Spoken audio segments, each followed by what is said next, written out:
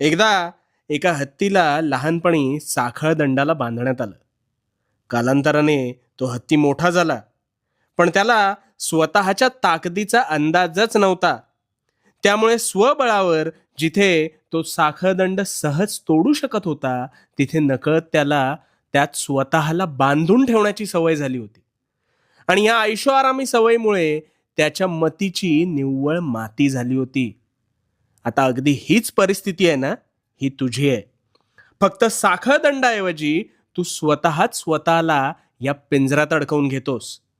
त्या पिंजऱ्याच्या मैफिलीत तू इतका रंगतोस अथवा रंगला आहेस की तुला निव्वळ महिन्याला अपेक्षित पैसा मिळतोय, तेवढ्यापुरता सगळं भागतंय, आणि म्हणून तू स्वतःच स्वतःला विसरलायस आणि कुठेतरी त्या अनपेक्षित दुष्टचक्राच्या स्वाधीन झालायस.